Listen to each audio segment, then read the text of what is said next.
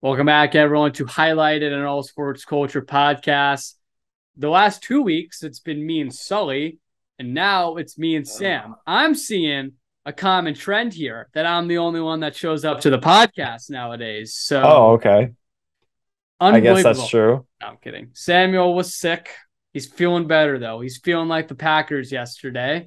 And Sully's feeling like the Giants every other year except for this year. So that's why Sully's not on this podcast. But how it's going to work, we know we usually do Takeaway Tuesday. You've seen it be altered a little bit. The past couple weeks, we've kind of just wung it. Is that a word? No, winged it. I think it is winged it. Wung should be the word. That should be the plural tense. Anyway, Plural. You mean past? pass. A little woozy up here. Anyway, we've kind of winged it the last couple weeks, just kind of discussed whatever comes to our mind first, see where it takes us. We're gonna go with that same format. And then we're gonna transition, talk about some NBA. The season just started. Both of our teams are doing very well. You're top of the East, and my Wizards are overperforming, which is great to see. And then we'll get into some college football at the end. So, first, want to start off by saying, was that the greatest catch you've ever seen from Justin Jefferson? Because it might just be. That might be better than the Odell one. Given the circumstances, 4th and 18, you watch that play. The thing with Odell, too, was like, once he caught it, there was no doubt in my mind he wasn't going to drop it because there was no one behind him. The thing with Jefferson's is when he caught it, there was a defender kind of near the back. And if you look at it kind of at the last second, he like maneuvered the ball so only he could kind of really grab onto it. I think it's the greatest catch ever. And I really am on the train of like, you know me, I don't like to overreact and things, but I think that almost cemented, in my opinion, I think he's maybe outside of Tyreek the best receiver in the league. All right. I'm rewatching it right now Okay. because I just need to like visualize it a bit more. Yeah. Um, this catch is absolutely ridiculous. I Um, remember when I was watching it live, I was like, my first instant thing was, he didn't catch it. Incomplete. Because no one in their right mind is able to come down with that. Stupid. it's it's absolutely insane. So he puts his arm up, Odell style, grabs it with one hand. There is a defender right behind him. He's landing into the defender. The defender has both his hands on the ball while it is in Justin Jefferson's one hand. And just Jefferson rips the ball. Like this is a pick right here. This frame I'm paused on is a interception. But Yeah, I'm watching it Jefferson right now. rips the ball out of his hands and then brings it to the ground and manages to keep it in his forearm and then roll over and catch it. How? So I'm saying, like that's all I was saying with the Odell is like he's coming down with it and the defender's behind him trying to pull it away. But the fact that he's able to like continually grab onto it's remarkable. And what's so cool about that is like 4th and 18, if they don't convert that, the game's over. They go Yeah. down. I understand Kirk misses on the goal line, but if they don't at least go to the 1 yard line, they don't put themselves in that position to go up by 7. Mm-hmm. But I also want to say, I literally said this. I think we were so caught up in like the Jefferson catch, and then like obviously the fumble. I said, and I think a lot of people subconsciously knew there was way too much time on the clock for Josh Allen. Not to the Vikings' fault, because obviously they got caught the biggest break ever, but I was like, they're at least going to go down and kick a field goal. We saw this so many times last year. We saw it in the Chiefs game. We saw with Mahomes do it and Allen do the same thing. And then, of course, it's just such an effortless drive. And I'm talking while that's happening. And it's like, there is, I mean, we obviously said it was Rodgers, Allen, and Mahomes. Maybe only this year it's Allen and Mahomes that are able to orchestrate that type of drive. You see that happen, and it's like, it blows my mind how fluid the offense is, just how relaxed Allen is. Because there are many times like Josh Allen went back in the pocket. Vikings were bringing a lot of people in the front, and then he just somehow escapes the pocket and rushes for 20 yards like it's nothing. Or on that Gabe Davis catch, which I know it wasn't actually a catch, but it's just he looks so wide open. It's so effortless from Josh Allen, and it just blows my mind. I think the Bills will be perfectly fine, even though they have 3 losses, and even though they're third right now in that division. I don't think anyone should be worried about this Bills team whatsoever. I mean, they got bailed out with that Gabe Davis not catch that they didn't review for some reason, which got them to go to overtime and set up the game for overtime.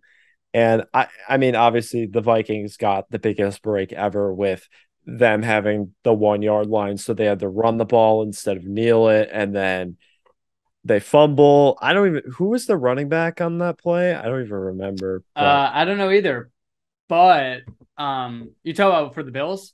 yeah. I don't know, but it was just trouble with the snap. So that's why I didn't. Oh, was it?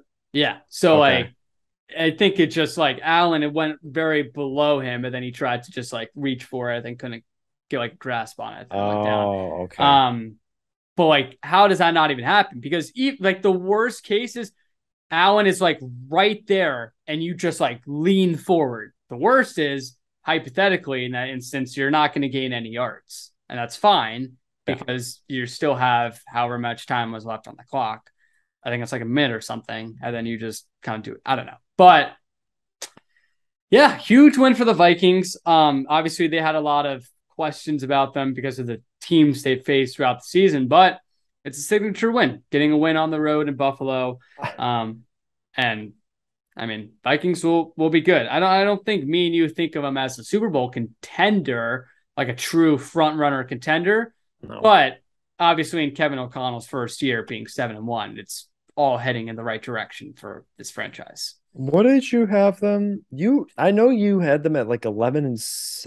11-6. Yes. Okay. I had them, I think, at 10-7. So we both were like pretty high on this team coming into the year. We thought this team is going to be very good with Kevin O'Connell at head coach and that this offense would be really good. Their defense has really put it together. Zadarius Smith, he's still a great player. Even after the fiasco that happened with the Packers last year, which led to his release, they didn't release him because they thought he was a bad player. They released him because of a lot of different factors. And of course, he has to sign with the divisional rival and absolutely light up the league once he gets back. And he's been a game changer on that defense. He has completely reshaped their defense like he did in Green Bay in 2019. And the Vikings are prospering with Perk Thuggins at quarterback right now. I love that nickname, by the way. Every single time they get a win, he's on the plane with like 50 chains on his neck and he's iced out to no belief. That was tough to see after the game against us. First game back in FedEx. I was like, Kirk, can't believe I'm saying it, but I miss you a little bit, man. But no, he's awesome. Love Kirk. I mean, the Vikings, you got to love Kirk, but you also got to hate Kirk because I don't think any of us believe in them winning anything notable in the postseason because of him as their quarterback. I mean, something's got to give once they get into the playoffs because this team is incapable of winning a football game that isn't within one score. They are incapable of it. And it's kind of concerning a little bit. But they're still closing these games out, even though they do shoot themselves in the foot a lot, where they go off to a hot start and then they blow it a bit right in the middle, like the Bears game from a few weeks ago. And that was before Justin Fields went off, which we could talk about a little bit later. They shoot themselves in the foot, but they always end up pulling it out. And that's what they didn't do in years past. But now, like we've always known the Vikings for not pulling out close games. They're doing it now, which is very impressive for this team that needed it desperately. Yeah, I agree. And I think, like we said, a lot of that is because of the new head coaching regime. Obviously, under Mike Zimmer, things were always up in the air, complicated. Half the fan base wanted him, half the fan base didn't. And when you're in that constant sense of like mediocrity, we don't know what we're going to do with our future, it can be like stressful, whatever. But now you have Kevin O'Connell, who we praised about enough. And it just seems like to me, this Vikings team, I think they'll kind of slow off, start to slow down as the season kind of winds down. To me, kind of screams like a 3 seed that loses in the first round. I know I'm kind of like over projecting here, but it is to their credit. They're playing really good in the regular season. But to move on, I do, like you said, I want to talk about Justin Fields, as you mentioned, because I mean, he's obviously playing the best out of that QB class that was so highly praised coming out. And it all happened really fast. After the Commanders game, he kind of just flipped the switch, and that whole offense really did. And he's doing it behind arguably one of the worst offensive lines, a wide receiver core that consists of Darnell Mooney, who knows about Darnell Mooney. But it's a lot of fun to see, and it's because you're obviously getting the glimpse of Lamar Jackson, Michael Vick, in the sense that he's rushing the ball 20 to 25 times a game, and it's working so effectively. And I remember that's when, we saw that a lot. Obviously, I'm keep using this game as an example because I watched it, but it was really the Commanders game where, Al Michaels, Kirk Herbstreit was pointing it out. Like, that's what their goal was as the season goes on. That's how they're going to really benefit from Justin Fields, because obviously, as a passer, he's not even close to being at the top of this league.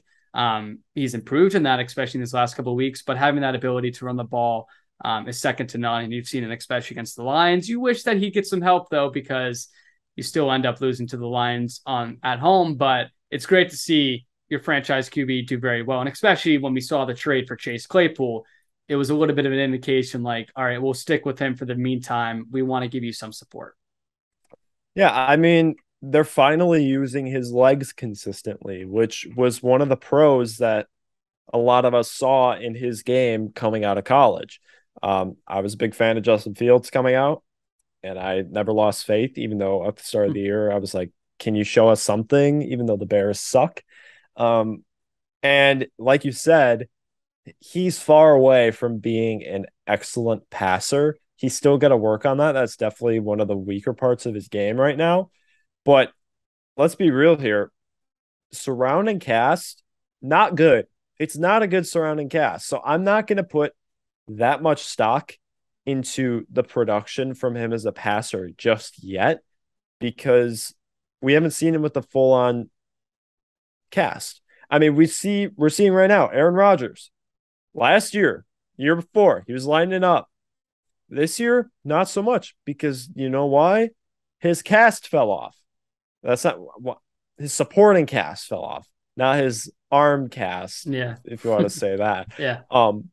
But surrounding core is so important. I mean, the Rams, their offensive line is quite literally one of the worst things I've ever seen in my life. And Matthew Stafford is suffering because of it, even though they have all those weapons there. And their run game is suffering as well. Fields is still making plays, which is what you want to see out of a young quarterback. He's making those mistakes, but I'm seeing a weird sort of progression from him, because it was like last year he didn't play and then he started and it was just kind of like, it was just kind of a plateau of not great play. And then this year he like went down and then just randomly skyrocketed. It's like football progression. I think Josh Allen and Justin Herbert completely threw off our perception of quarterback growth. Yeah. Josh Allen just out of nowhere was fantastic. Justin Herbert right out the gate was fantastic. Now we're seeing Tua. He's excellent right now. He's been one of the best quarterbacks in the NFL so far this year. You cannot deny that. And now we're seeing Justin Fields get acclimated to this offense using his legs. I mean, he's rushed for like 350 yards in the past 2 weeks. Like, it's insane. Yeah. And like 4 touchdowns rushing as well. Yeah. I don't know what the exact stat was where it was like you first quarterback to like rush for like 160 yards and have like this amount of passing attempts. I don't know what the exact stat was, but I saw that he broke that record, which is great to see. And yeah, I completely agree. I'm going to ask you something though. What's up? So coming out of college, I remember we talked about this because I preferred Fields to Lance. Yeah. compared to you, where Yeah. you preferred Lance to Fields. You were a big Trey Lance guy. Still could work out. He's injured. We're giving him the benefit of the Yes, doubt. that's not what I'm getting at. No, yeah, no. I liked Fields more because of his passing. His processing, he's just smarter than Trey Lance. Let's just not get it twisted here. Our good old saying on this podcast. Um, but Trey Lance, we've seen, we're seeing Fields thrive with his legs right now. Do you think that the Niners are, once he starts next year, because guys, it's going to happen. Jimmy G is not their starter next year. Do they go back to his legs after seeing success like this with a young quarterback, or do they kind of hold off on that where he got injured on a run play, and also they traded a lot of assets for a running back? Well, I talked about this after the Trey Lance injury. We've seen so many times in the past where Shanahan's not afraid to dig his quarterbacks into the ground from a running standpoint, which ultimately can get you success, which we've seen in the first year of RG3. We saw that a little bit of glimpse with Trey Lance. And we've seen it with other quarterbacks as well under the regime of Kyle Shanahan. But I think they're going to go back to that just because of what we've seen in the past, and especially with the weapons they have on this team. We talked about now McCaffrey. It's amazing how good McCaffrey's been, and anyone with two eyes could have seen that coming. You now have Deebo Samuel, Ayuk, and you plop Trey Lance into the mix. You've obviously said it for some time. Just the amount of things you can do on that offense is just, from a creative standpoint, should be a lot of fun to see. So I don't think Kyle Shanahan's going to worry about that at all. I think we're going to see a lot of running plays from Trey Lance. And, I don't know if you saw, but I think more teams are really understanding the importance of having a running quarterback. Someone from the Ringer wrote an article about it with Sam Ehlinger. They said that's pretty much the biggest reason why they switched over from Matt Ryan to Sam Ehlinger is because Matt Ryan is maybe the better quarterback as of now, but Sam Ehlinger, from the leg and athletic rushing standpoint, is going to obviously provide you more, and that's where the league is trending to. So I think we'll see a lot of that from Lance. I want to ask you this though, based on that, what's your stance on them going back to Matt Ryan with Jeff Saturday now at head coach? Yeah, I'm glad you brought this up. Great transition, because I thought this could be the last thing we talk about in NFL before we move on. But it was a very fucking good game, by the way. It was very under the radar. Like, I had a lot of fun watching this. But I want to make this comparison because I already see it, and I think a lot of people are going to make this too. He just reminds me of Dan Campbell in every way. Like, from the get-go, people have bought into this. The players, I mean, you look at that the locker room speech he gave, and it looked like every player wanted to fucking die for this guy. Jeff Saturday did a great job. I'm more impressed with their 30-year-old offense coordinator, whose name I don't even fucking know. But Jonathan Taylor finally has a good game after however many weeks. They utilized him in so many beautiful ways. Alec Pierce has become such a star in this league as a rookie. I think he's going to be a fantastic receiver. But I am so glad they went back to Matt Ryan. The Titans are probably going to win that division, but at 4-5-1, I think they are right now. They're not out of it, the Colts, technically. So, and I think Matt Ryan gives them the best chance.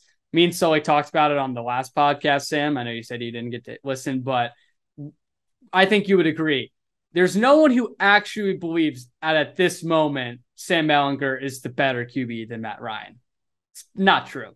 From a future standpoint, that's a whole different scenario. But as of right now, Matt Ryan is definitely better. And Matt Ryan played very well yesterday. It's the type of offense we thought we'd see throughout the season from the Colts. So I'll let you speak, and then I want to talk about good old Josh McDaniels, but I want to have your thoughts on... you were going to bring up Josh McDaniels, because I was going to bring him up too. Go for it. I want to hear your thoughts. I don't want to start with him. I do want to get back to Jeff Saturday. When they fired Reich this past week, this came a week after Jim Irsay said Frank Reich is safe or whatever the fuck he said, because when he said that, I was like, no, he's not. You're just saying that. Right. And then lo and behold, a week later, they lose to, I don't even know who they lost to, but it The wasn't good. Titans It was on the the road. Titans. Okay. Well, that's a game they should have lost anyways. But Nice little Sam Ellinger put up 107 and a pick. That's really oh good. yeah, he's really good. And that totally wasn't Jim Irsay's decision to start Sam Ellinger, right? Like Right. Exactly. totally wasn't his decision. He saw Matt Ryan get a little dinged up and he's like, all right, uh, I'm panicking. We need some sort of thing to rejuvenate the franchise. Let's start this 5th-round rookie from Texas that sucked at Texas and let's see how he is in the NFL. Like, of course it wasn't going to work. Like, this team is in play for Will Levis for a reason this year. But to get back to the Colts, when they decided, okay, we're gonna have a interim head coach, I was like, who the fuck are they gonna have as their interim? They fired their OC already, Gus Bradley, I guess. I was like, I don't know if I love that. And then they brought in Jeff Saturday, and that announcement came out. You know what that reminded me of? What? Josh McCown for the Texans. Yeah. Yeah. So in the Because they offseason, both played, they both coached high school football as well. So, well, if you guys remember in the offseason, the Texans wanted to hire Josh McCown. There was all this reporting that they wanted to hire Josh McCown as head coach. Um, whether that was because of Jack Easterby or whatever, I don't know. But they wanted Josh McCown as head coach, and they got a lot of PR pushback from that leak coming out because he's a high school coach. He's just a journeyman quarterback. I know Josh McCown was a really good backup. Obviously, he was in the league for a long time. He's played for like a third of the franchises. He's seen everything. And you could say the same about Jeff Saturday. Jeff Saturday has played in the NFL at a very high level for a long time. We signed him the Packers signed him in his late years of his career. And then obviously he had the great moment with Peyton at the Pro Bowl. That was awesome. But Saturday's seen everything. Like you said with Dan Campbell, former players get a lot more respect in the locker room. It feels like, doesn't it feel like former players gain current players' respect much more easier than guys who have just coached? oh, yeah. Yeah. No, for sure. It doesn't feel like they have to earn their trust. It feels like they just bond over and follow them because they've been through it and done it already. Right. Whereas like the Lions, they want to die for that franchise because that entire coaching staff is former players essentially. Right. And the Colts are trying to do the same thing, and they can just get away with having Jeff Saturday because he's just an interim. He's not their hire. So if it can work out, they keep him. And I don't know how that would go. If that's the true long-term play, there's always a good old saying of never hire the interim. And I don't know your stance on that, but this is a very weird situation. Whereas I don't know what the Colts would do at head coach, essentially. Yeah. Jeff After Saturday. seeing Frank Reich just fall off the cliff. Right. And it's time will tell. We kind of, that was the whole thing with Rick Bisaccia with the Raiders. Like he came in as the interim. He was very good, had the players' respect, and then ultimately he didn't get the head coaching job. So it almost feels like that could be what's going to happen with the Colts, especially because Jeff Saturday in his like introductory presser was like, I know, like I'm just interim. I'm going to give everything I have. If I suck at it, who cares? At least I gave it my best go. Like I think it's going to be not overly successful. But I think, like I said, it'll get the players' respect. It'll be a good little challenge, but ultimately he won't be the head coach. But I bet the Raiders were wishing they had him as their head coach because Josh McDaniels is fucking terrible. Terrible. Have you seen the quotes that came out today from Mark Davis? Yes, I have. He's like, oh, he's our guy. You're going to lose. Have fun. Like, sorry. Do you want to continue losing games? And it sucks because they're finally utilizing Devontae. That whole last drive and the whole fourth quarter, he was their only playmaker. because now obviously you don't have Darren Waller. So it's like, or Renfro. right, you just got to give it to Devontae at all times. But he's playing amazing. And Derek Carr was all right during that last stint of the game, but it's just a mess there in Vegas. Anyone can predict that McDaniels is going to be gone within the next at least 2 or 3 years. And it's 3 years. Oh. It should be this year, but I think if it's not this year, it'll be next year. So it's bad though. It's bad. And I was wrong on the Vegas. I'll admit it. Thought they'd be pretty good. But they're not doing so hot. So I genuinely want to ask you this. Let's say I was the lowest on the Raiders out of all of us, and I had them at 7-9. I was like, oh, I don't feel too great about this. But they've been way worse than we could have thought. I mean, they're losing close games, but they're also getting blown out in some games just randomly. Like they have convincing losses, and then they just have the worst losses you could think of, right. where they don't cross the 50-yard line against the Texans until the late fourth quarter. I'm going to ask you this because Derek Carr was absolutely grieving at his post-game presser. In this offseason, let's say the Raiders finish last in this division, which kind of plausible, might finish third because the Broncos are bad. They're only one game behind the Broncos, so it's realistic that they could finish third, I would say. With all this pushback of what this franchise is and how big of a multi-billion-dollar team it is, them being the most expensive ticket venue in the NFL right now, what do you think this offseason looks like if they keep McDaniels? What are the changes that they make? I don't think it's a lot. I don't know, really. It kind of feels like the Gruden regime, but we knew Gruden was a much better head coach. Like yes. They kind of did everything very similar each offseason. And that was more led by Mike Mayock and his terrible decision-making. But I kind of think this falls now on the head coaching scenario. So I don't think much is going to change. But obviously it should. I don't think they're going to get rid of Carr, though.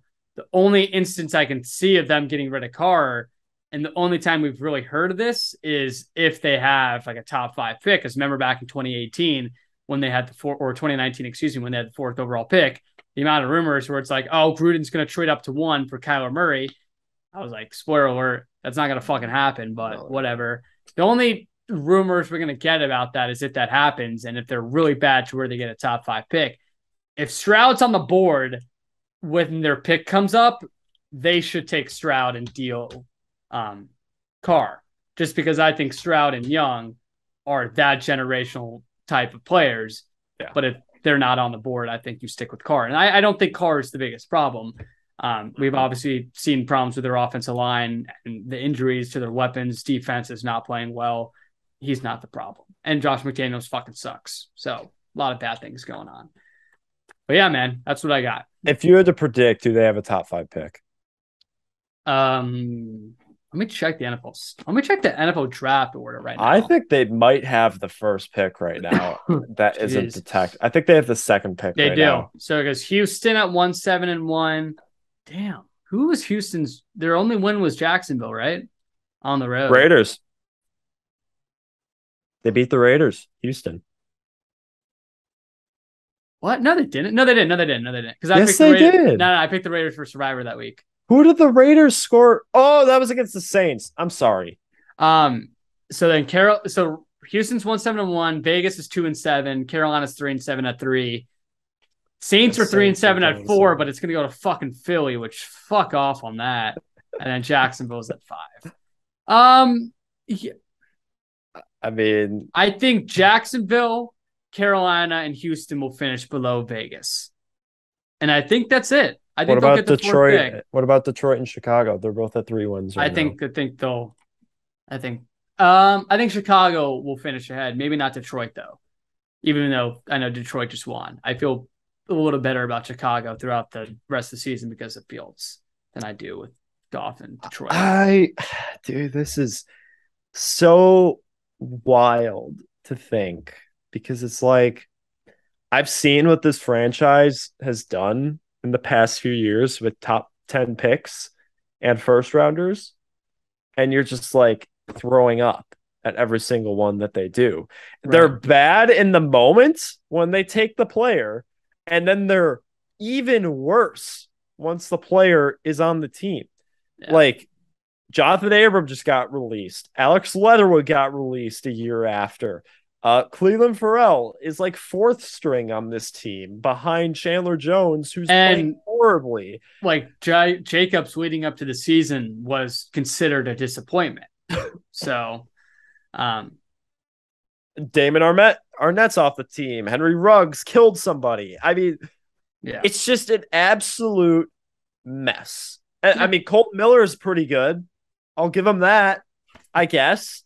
And then last year they traded their first and their second for Devontae Adams. So we don't even know how this regime is going to draft. Do they want to draft with that pick? Do they want to trade it to add more to this roster?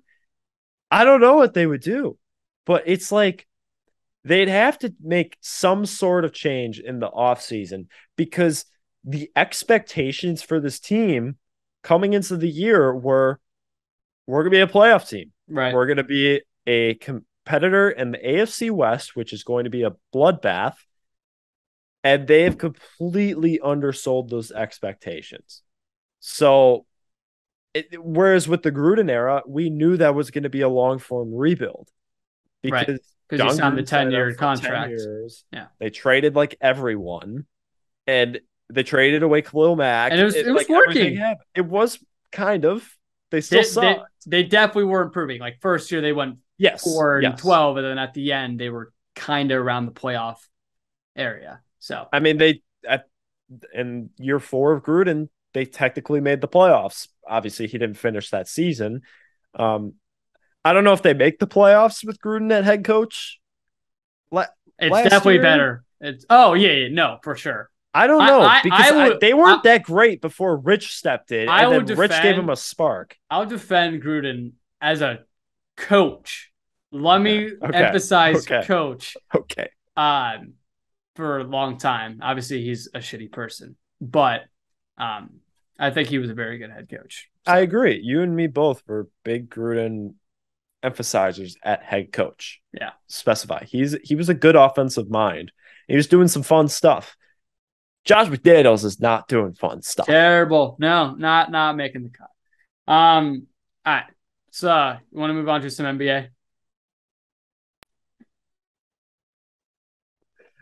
We sure can talk some NBA, Curtis. We definitely can. And I want to start with the major story for a lot of teams in the NBA this year. And that is this one French lanky dude over in France. That is Victor Wembanyama. He's pretty good. He might be the most ridiculous prospect I've seen in my life.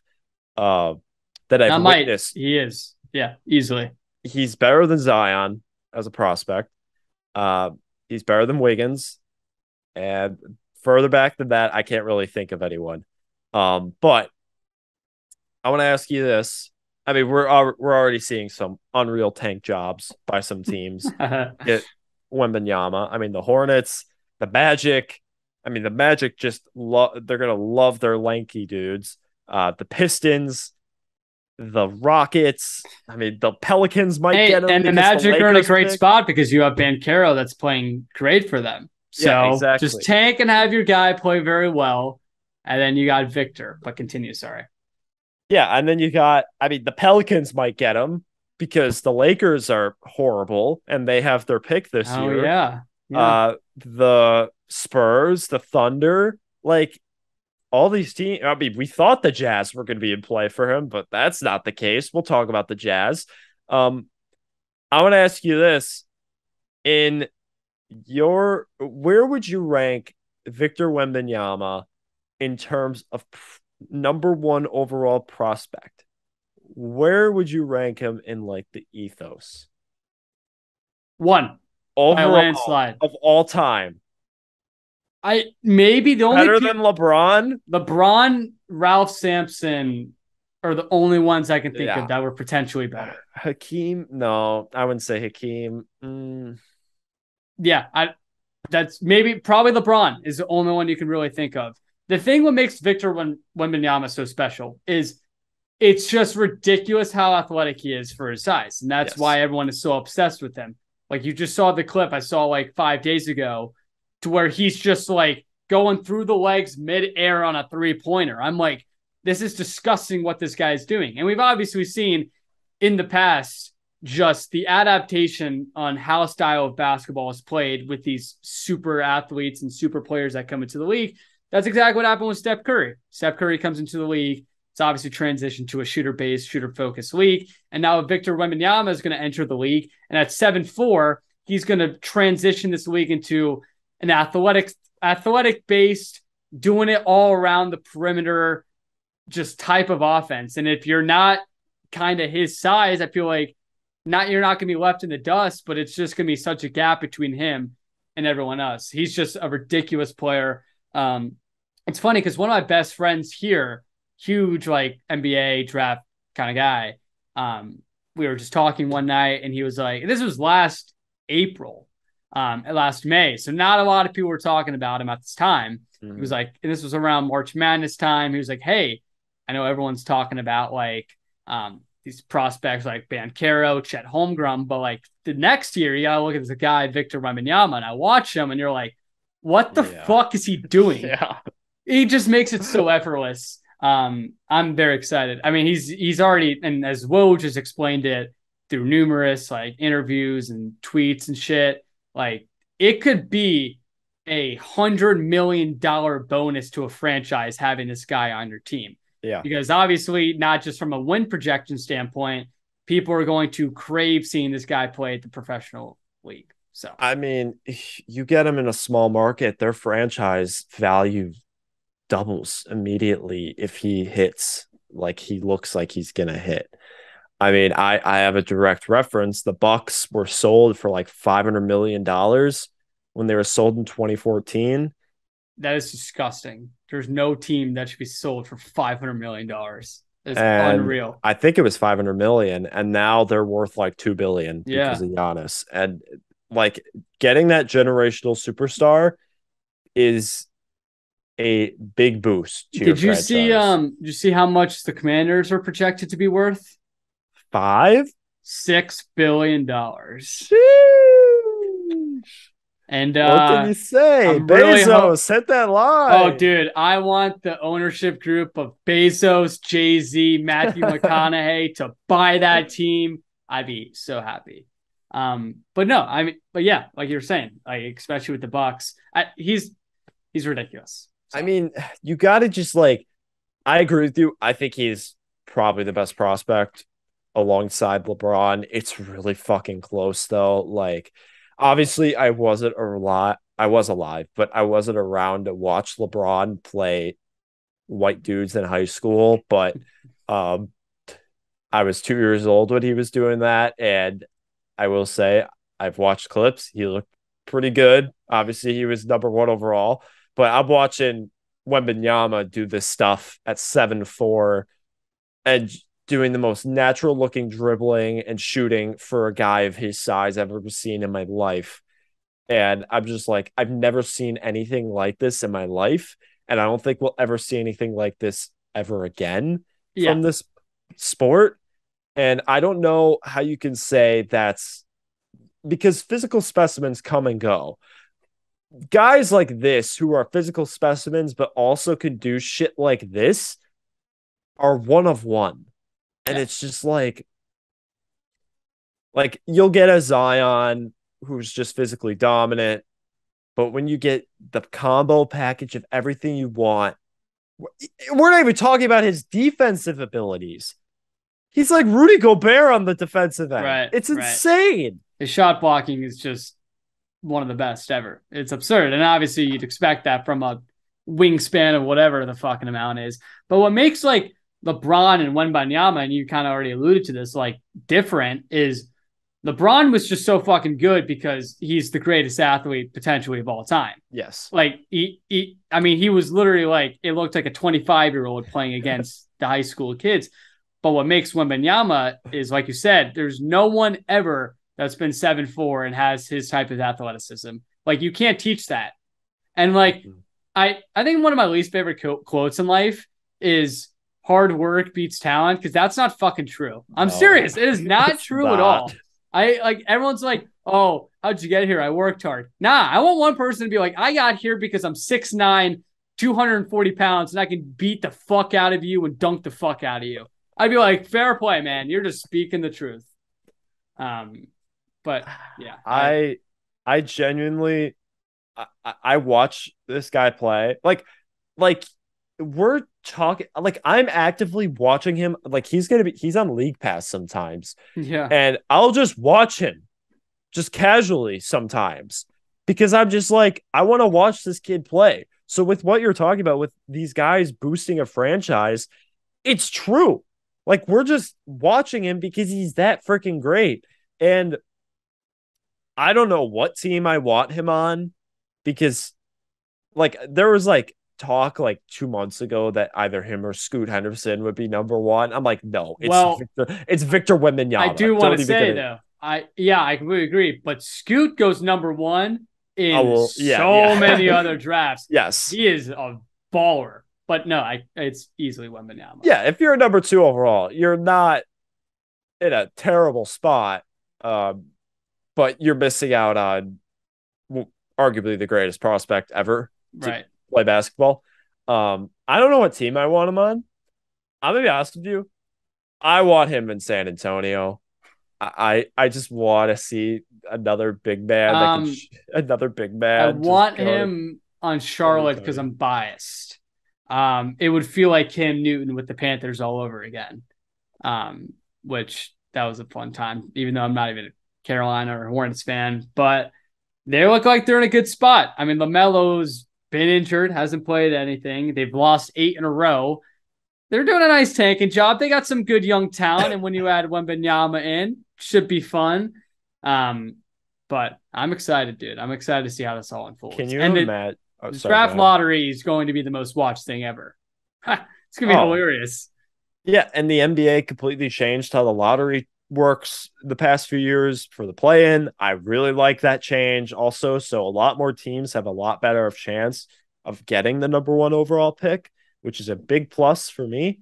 No tanking jobs. We don't like that around here. There are still tanking jobs, but I will say, if the Pelicans get the first overall pick because of the Lakers, I mean, Rob Pelinka he's already the worst, but then it'd be like double worse. I mean, like Zion, Ingram, CJ, and Victor, like, can we just call it wraps for the next dynasty in the NBA? Like, yeah, right. That Anthony Davis trade has gone about as perfectly as you could have asked for the Pelicans. Right. Like, I mean, and it was good for the Lakers because they won the chip, so you can't really say it was bad for them. Yes. But after that, it's been pretty fucking bad. And they are horrible this year. Mm-hmm. Like, I know everyone wants to talk about Westbrook.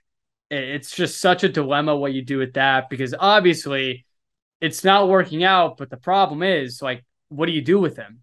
No one wants him. You're not going to ship him for any value. Who are you going to trade him for? This team is already in a mess. And I mean, look, like you brought up, everyone's blaming Westbrook. That's what they're doing. They're just singularly blaming Westbrook. I'm blaming the fucking front office for this. Yeah. That Westbrook trade, when it happened, it was bad. It should have never happened. And so many people, you had so many casuals out there who don't even watch basketball that could say, oh, well, when you put Westbrook, who is a primarily ball handler, who wants the ball in his hands at all time, playing against the greatest basketball player of all time, that might not work out. And then you have Anthony Davis, who still wants 1/3 of the possessions. It's not going to work out. doesn't help that all three of them can't shoot either. Where have we seen the mid range from Davis that we saw in 2020? Because I would pray to see that back. I mean, we finally saw a little bit of it last night where he dropped, 35 and 10 or whatever it was. Yeah. But you're playing against the Nets, who are also the second most dysfunctional organization in the league. No, they're number one. They're number one. I'm sorry, but they're number one.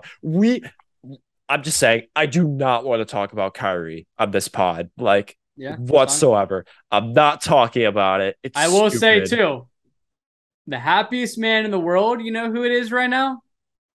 Steve Nash. Yeah. Steve Nash. I've said this before. Was he a good coach? Fuck no. Mm-mm. Was it all his fault? Fuck no. Mm-mm. So he's going to go off and play some soccer and enjoy his life while the Nets keep their dysfunctional organization rolling. He got fired right before the World Cup. Gets to watch exactly. He gets to watch it. It's like, bro, it worked out great. He gets to do some more TikToks with his daughter. He's going to have a great time. He gets out of the Nets. He gets out of all that Kevin Durant wanting his head cut off in the offseason. And the best part is he still has a little bit of the last say. He can be like, I was bad because of this fucking mess that was his organization. Like we said, he wasn't a good coach, but he can just have that excuse going for him for the rest of time. Yeah, Steve Nash, great person. Yeah. He's a bad coach. He did not deserve nearly the amount of stuff he had to deal with on that team, with Kevin Durant requesting a trade and people just thinking it went away. No, that man, you cannot convince me that Kevin Durant does not still want out of the Nets. Oh, yeah. And let's not forget when every single player wanted Steve Nash gone this offseason, and then ultimately it was like, oh, they kind of talked it out. It doesn't work like that. They still want his ass gone from game one. Yeah. So, I mean, the owner just didn't do it because he didn't want to look like he felt he was just bending over for Kevin Durant. That's what he was doing, obviously. Yeah. And then 5 games in, they fired him because they are a bad team. We're not even bringing up Ben Simmons here, how much of a mess he's been. Then you have all the Kyrie stuff, which I'm not even going to touch because that is a whole other podcast on its own because of how bad it is. But the Nets are definitely the most dysfunctional franchise in sports right now, and you can't convince me otherwise. But back to the Lakers, I wanted to bring up, I'm not blaming the Westbrook because since he started coming off the bench, no one's really talking about this. He's been good off the bench. Yeah, he has. It's not brought up enough that he's been pretty solid off the bench. Lo and behold, that's what you thought would. Everyone's been saying that for a year, and it's working now. So, but the rest of the team, you're like, oh, they still haven't been winning, so it must be him. Nuh-uh. Have you looked at this roster? Well, this roster is crap. No, it is. And I saw a TikTok on it the first game when they played. I can't remember who they played the first week. Clippers, I think it was, who they played the first game of the year. It's fucking terrible. There's a bunch of nobodies that I have no idea. And we knew that coming into the season, this depth on this team was terrible. Then you stare at the roster and you're like, wow, this is really bad. Not even wow. Yeah. So Lakers are a mess. You're watching, when they traded Westbrook, it was a bad trade because they traded all the good players that helped them win the championship. The players that played off of LeBron and AD really well. KCP, Kyle Kuzma, and who was the other one? I remember. KCP, Kuzma, and was it Harrell? Yes. No, it wasn't Harrell. Was it Harrell? Wasn't it? I'm looking it up. Keep it going. It was KCP and Kuzma mainly, who both have been really good as well since they left. Oh yeah. And they traded a first round pick. Then that year they have the Westbrook thing and they sign some vets or whatever, and it doesn't work because Westbrook sucks. Kuzma, KCP, and Harrell. Okay, that's what I thought. Okay. And then you're welcome. I mean, Wizards winning once again. We're the best. You win a trade. And then the last year they suck. LeBron and AD are hurt. Okay, we get it. This past offseason, they're like, okay, we clearly need to get younger because our team is old as bones and they need some youth. And they're like, okay, we can't sign any good youthful players because we don't have cap space because these three guys are taking up our entire cap space. So let's sign Thomas Bryant, Troy Brown, Max Crispy, Wenyon Gabriel, Damian Jones, Scottie Pippen Jr., Austin Reeves, who's actually been a baller, He Matt has. Ryan, Oh, dude, not the quarterback. The Matt Ryan jokes are so funny. Everyone's like, the fucking quarterback. What's going on here? Who the fuck is Cole Swider? Juan Toscano Anderson, Lonnie Yo, Walker. May I bring up, Lonnie Walker is signed for the same amount of money as Otto Porter is right now. Otto Porter is actually a good basketball player. And then obviously they have Russ. That entire roster is the South Bay Lakers with LeBron and Anthony Davis and Russell Westbrook. And Anthony Davis hasn't looked like the bubble Anthony Davis that was the greatest basketball player of all time. I thought he should have won he Finals should have won MVP that MVP. year. He should He have. should have won it. He was that great that year. If LeBron's not LeBron, it easily goes to him. I agree. If LeBron is Steph Curry, it goes to Anthony Davis. I'm fully convinced of that. I agree. But this team, like the front office, they also this past have you seen the trades that were like lined up for them in the offseason? They had one that was Miles Turner and Buddy Hield for Westbrook. It was like with two firsts as well. Yeah. So I mean, the Buddy Hield to the LA thing has been going around for 2 seasons now. And it's like it makes so much sense. It's not gonna happen though. It just won't happen. It's not going to happen now because, like, in the offseason, I would have been like, I want to do everything I can to help LeBron win a championship. And obviously, they're not doing that now. And now not trading those two firsts looks smart because they suck. And they're going to continue to suck because they have no picks and no future, essentially. I don't think LeBron finishes his career on this team. I don't either. I think he's sick of this franchise, but how it's been going. Just this front office has completely botched everything since winning the championship. They built a good roster in 2020, and everyone was blaming Frank Vogel. No, it's just the roster construction is impossible to work out. The front office is not helping them at all. And there's 2-star players can't stay healthy. No, I mean, LeBron was an Iron Man for most of his career, but obviously when you get into your late 30s, you're going to break down a bit. And that's what's been happening. And Anthony Davis has been made of glass his whole career. So tough luck indeed it is. I just talked a lot about the Lakers, even though I hate talking about the Lakers. Why don't you talk about the Jazz? It's weird. We all thought kind of when they got rid of Donovan Mitchell, it would be a rebuilding stage. And they've looked very fucking good. What are they? 9-4, 10-4 or something right now? 10-5. Yeah. Like you said, a lot of people had them as the bottom couple teams in the Western Conference Finals.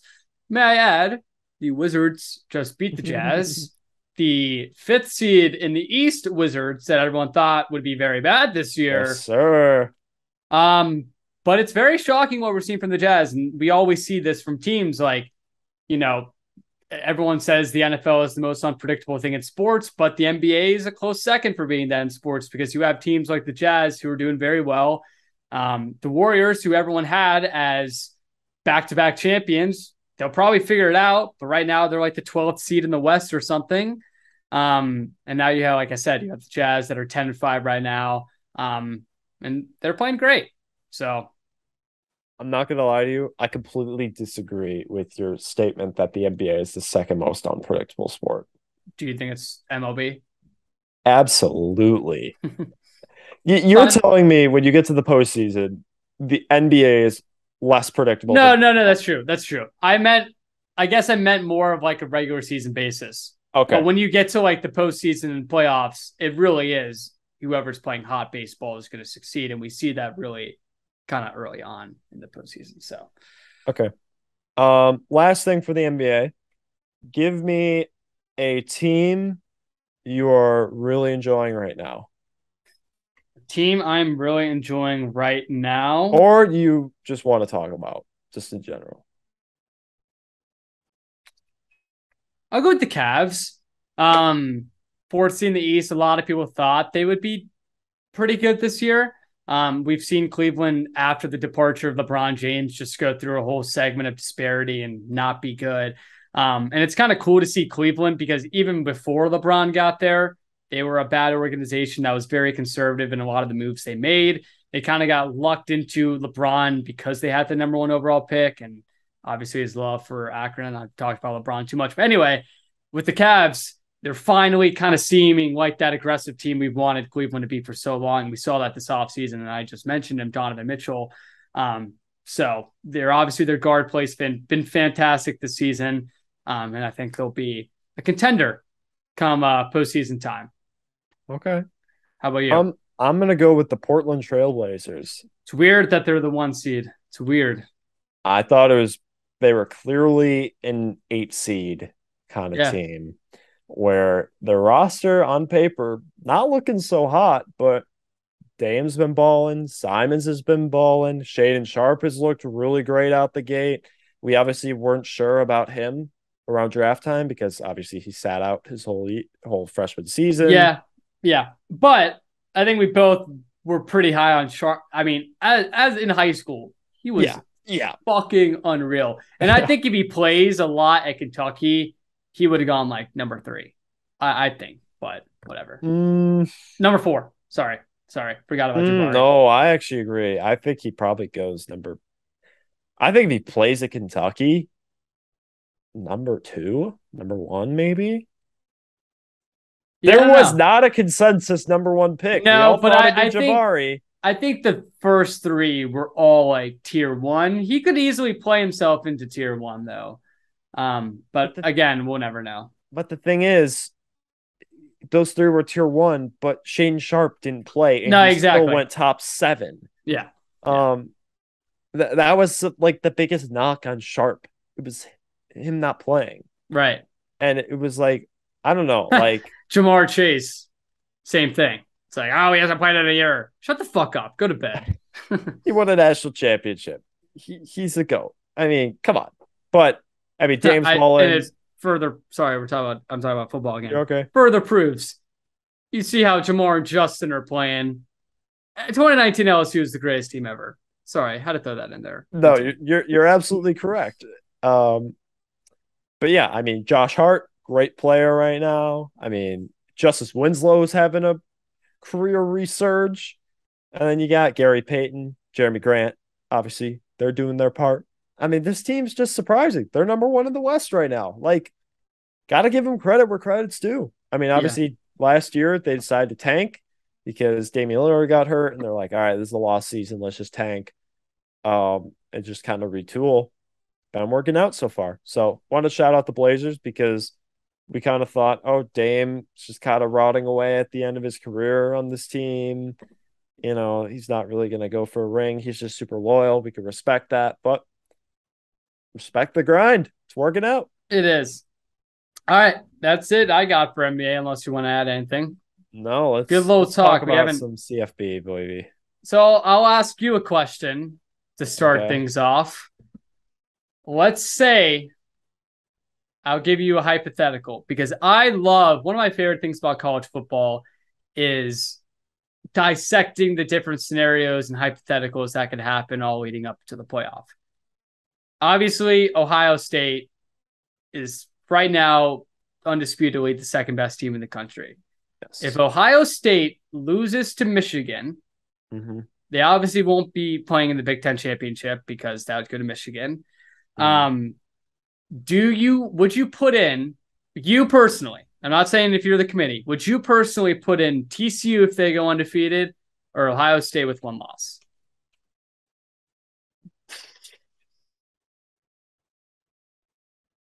Would I personally? Yes. Not what you think, what you would do. Okay, because what I think is Ohio State would go in.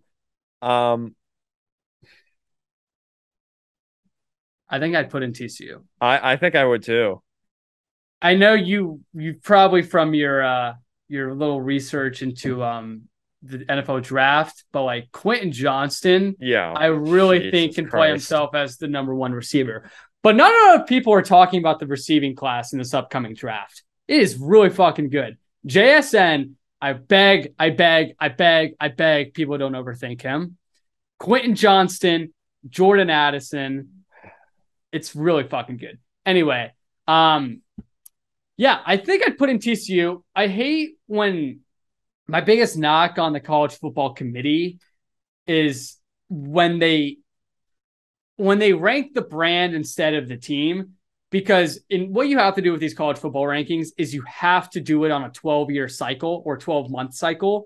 You cannot do it on past results. Like Alabama and Clemson should not, I don't care if they win the rest of their games. Obviously, Alabama's not going to be in the SEC championship. Even if Clemson wins the ACC championship, they should not be anywhere close to the playoff. Alabama already has 2 losses. Yep. I get they're on the road, but Clemson, even though they have 1 loss, I'd argue has a much worse resume than Alabama. They've lost. Yep. They lost to Notre Dame, who lost to Marshall at home, and Marshall's fucking bad this year. Clemson had to take Syracuse into the last stretch of the game at home. They just haven't been good, Clemson. And like enough with them being a contender for so long, but they fucking suck this year. And TCU has been very, very much deserving. I'm very happy with the top 4 as of now.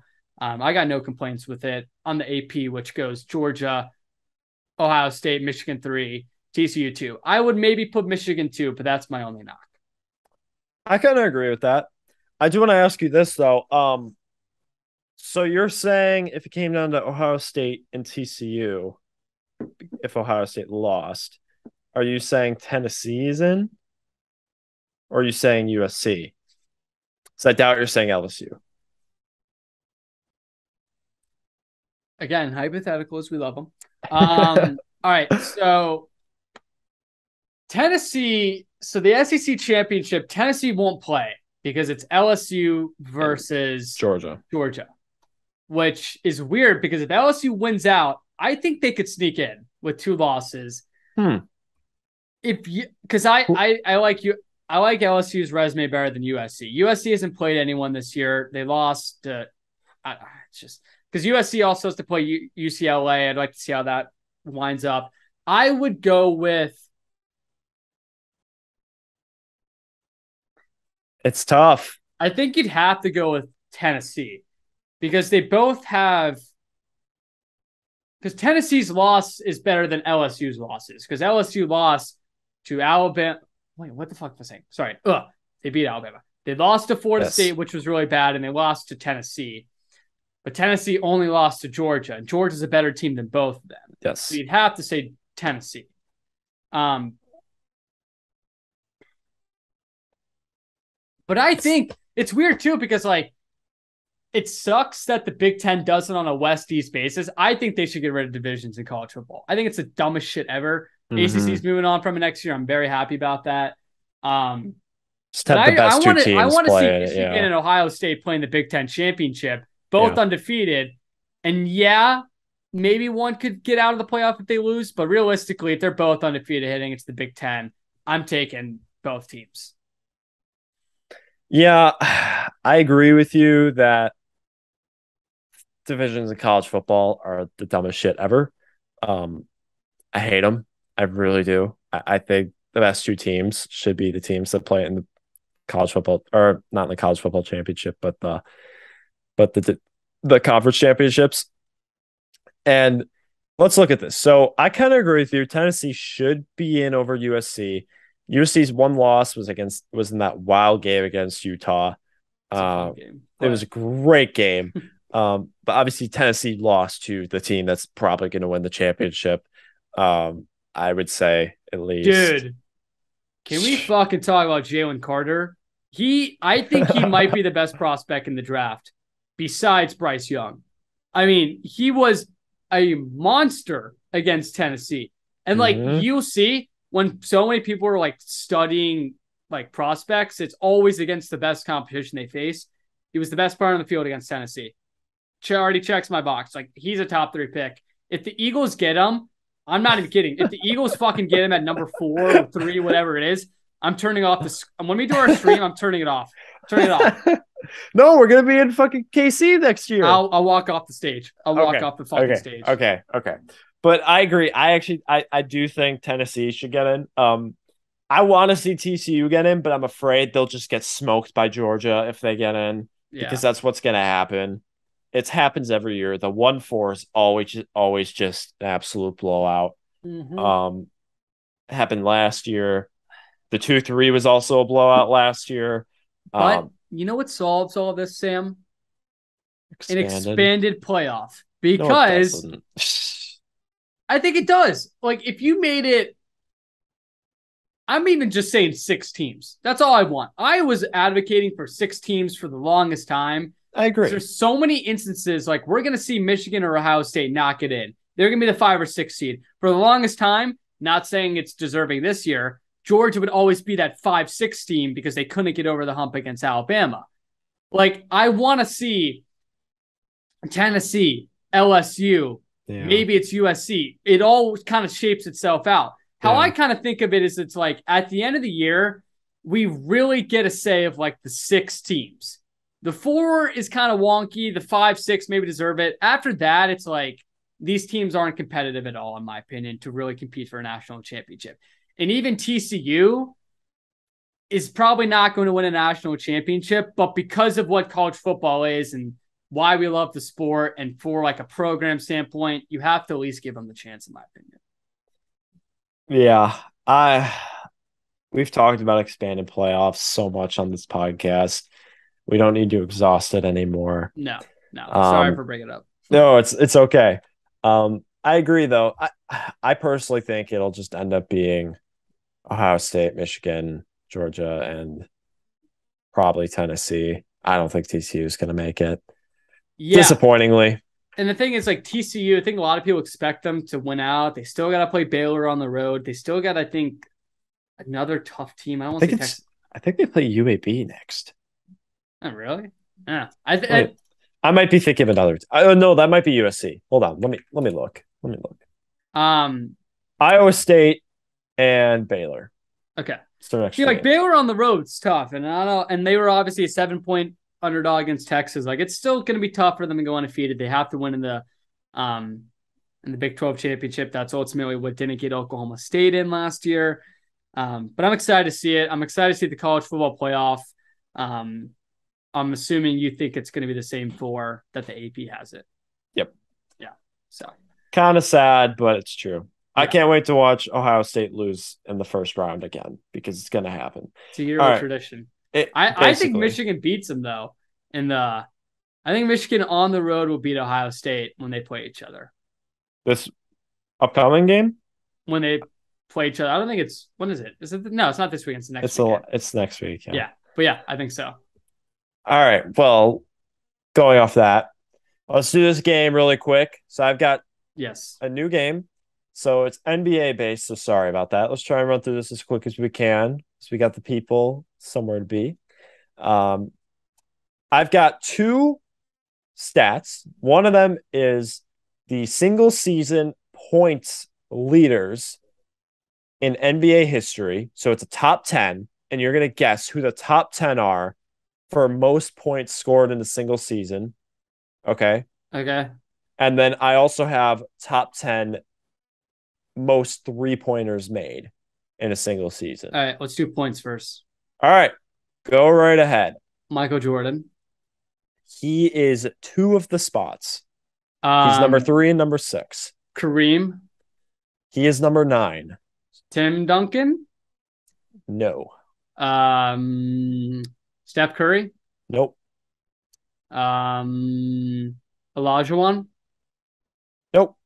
Kobe. Nope. Larry Oh, Bird. actually, I lied. Kobe is number 7. Larry Bird. Nope. You currently have LeBron James. No. Pistol Pete Maravich. No. Um, I'm surprised you haven't said a single. Karl Malone. No. I'm doing really bad, aren't I? You Magic Johnson. No. There is one guy on here who has 4 spots. He's number 1, 2, 4, and 5. He played very long ago. Will Chamberlain. Yes. Okay. So you've got the top 7. Is Bill Russell in there? No. You've got the top 7 and number 9. You're missing number 8 and number 10. They're different players. Okay. Do I know You definitely know one of them. One of them is still playing. him? Ooh. One of them was in the 70s.